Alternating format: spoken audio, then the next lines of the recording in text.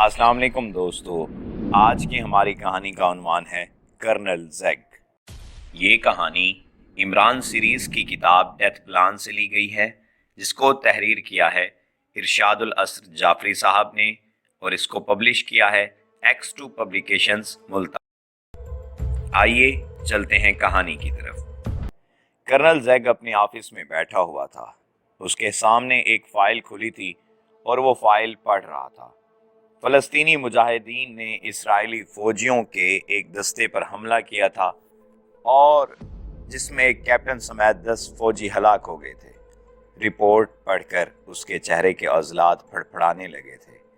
غصے کی وجہ سے اس کی آنکھوں سے چنگاریاں پھوٹنے لگیں۔ اس کے بھیڑیے سے مشابہ چہرے پر خون امڈ آیا تھا۔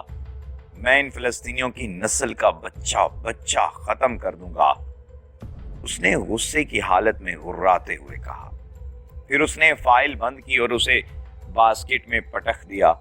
اسی لمحے ٹیلی فون کی بیل بجنے لگی۔ اس نے گھور کر ٹیلی فون سیٹ کو دیکھا، پھر اس نے ریسیور اٹھا کر کان سے لگایا۔ یس، اس نے انتہائی سرد اور کرخت لہجے میں کہا۔ دوسری طرف سے اس کی پی اے تھی۔ سر چارج آپ سے بات کرنا چاہتے ہیں، جو اس کی آواز سن کر گھبرا گئی تھی۔ کراؤ بات۔ دوسری طرف سے ہلکی سی کلک کی آواز سنائی دی۔ Chief of security council of Israel George speaking. Yes sir, colonel Zeig speaking. Colonel Zeig نے اس مرتبہ نرم لہجے میں کہا۔ ظاہری سی بات تھی، وہ جارج سے تو بارو آواز میں بات نہیں کر سکتا تھا۔ گریٹ لینڈ کے کنڈن سائناگوگ کے ربی شیوان اپنے نائب کے ساتھ 4 بجے کی فلائٹ سے تشریف لا رہے ہیں۔ آپ خود انہیں ریسیو کریں اور گولڈن اسٹریٹ کی سائناگوگ تک باحفاظت پہنچائیں۔ دوسری طرف سے جارج کی آواز سنائی دی۔ اوکے سر، آپ کے حکم کی تعمیل ہوگی۔ کرنل زیگ نے بھی ریسیور کریڈل پر رکھا اور پھر اس کی نظر سامنے دیوار پر لگے کلاک کی طرف گئی۔ اس وقت 3 بجے تھے، یعنی ابھی اس کے پاس 1 گھنٹہ تھا۔ کلاک دیکھنے کے بعد اس نے انٹرکام کا ریسیور اٹھایا اور ایک بٹن پریس کر دیا۔ دوسری طرف بیل گئی اور فوراً ہی ریسیور اٹھا لیا گیا۔ اس کی پی اے نے انتہائی مؤدبانہ لہجے میں کہا۔ یس سر، کرنل زیگ نے کہا۔ میجر سٹون کو بلاؤ فوراً۔ جواب سنے بغیر ریسیور رکھ دیا۔ پھر تقریباً 5 منٹ بعد اس کے آفس کا دروازہ کھلا اور میجر سٹون اندر داخل ہوا۔ کرنل زیگ کے سامنے آ کر اس نے زوردار سیلوٹ کیا۔ یہ رپورٹ پڑھی ہے تم نے؟